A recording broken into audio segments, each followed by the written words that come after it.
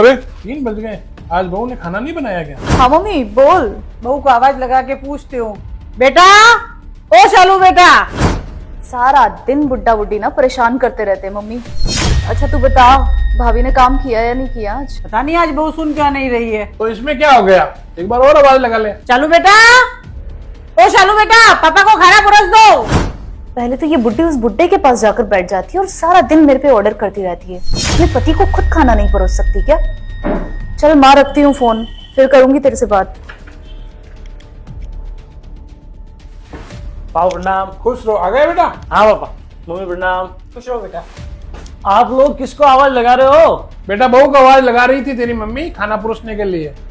पापा 3 बज गई, अभी तक आपको खाना नहीं पूछा। रुको मैं आवाज लगाता हूँ। शालू, ओ शालू। आ गई, बस खाना ही लेकर आ रही थी। शालू पर तुम टाइम तो देखो, 3 बज रहे हैं, ये कोई खाने का समय है? फिर पापा को दवाई भी तो लेनी होती है। अरे तो क्या हो गया बेटा, हो जाता है कभी कभी ऐसा। तो फिर चिढ़ते रहते हो जब देखो तब। पापा से सीखो कुछ।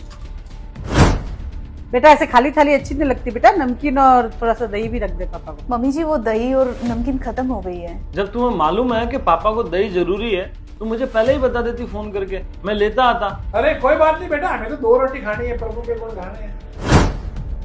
चलो बूढ़ा बूढ़ी तो खा रहे खाना, मैं भी अपना फटाफट से खा लेती हूँ, वरना थाली में किसी ने दही देख लिया तो अभी भजन सुनाएंगे मुझे। अरे शालू मुझे तो खाना। ये क्या है शालू, तुम तो कह रही थी दही और नमकीन खत्म हो गए।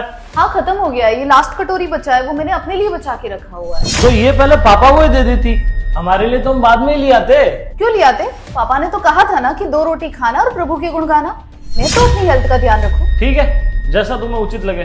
खाना खा के मुझे उसी कमरे में मिलो जहाँ पापा मम्मी बैठे हैं। पापा ये लो फैक्ट्री का हिसाब, अब से मैं फैक्ट्री में काम नहीं करूंगा, बाहर जाके दूसरी नौकरी करूंगा और हम दोनों किराए के मकान में रहेंगे। क्यों बेटा, ऐसा क्या हो गया? ये अचानक से आपको क्या हो गया? आपका दिमाग तो ठीक है? मेरा दिमाग तो ठीक है, शायद तुम्हारा ठीक नहीं है। आज घर में दही होते हुए भी पापा इसने आपको ना पुरस के खुद ने खाना ज्यादा उचित समझा। तो इसमें क्या हुआ बेटा, बच्ची है, गलती हो जाती है कभी कभी। बात बच्ची की नहीं है पापा, बात बड़ों के प्रति सम्मान और सेवा की है। आज ये घर, फैक्ट्री, एसी, गाड़ी, ये सब आपका खड़ा किया हुआ है, उसके बाद भी ये आपको खाने में दही नहीं पुरस रही है। तो सोचो जब आप इसके ऊपर पूरे आसक्त हो जाओगे तो ये आपकी क्या ही सेवा करेगी। समय के साथ साथ धीरे धीरे सीख जाएगी। नहीं पापा, स्वार्थी को शिक्षा जरूरी है, क्योंकि समय के साथ साथ स्वार्थ बढ़ता जाता है। जब बाहर जाके मेरे कमाई के अनुसार 2 कमरों की खुली में रहेगी ना, तब अभाव में इसे पता पड़ेगा कि दही का मूल्य क्या होता है। बात बहुत छोटी सी है, मगर अगर बात को समझा जाए तो बात का महत्व बहुत बड़ा है। जय राम जी की।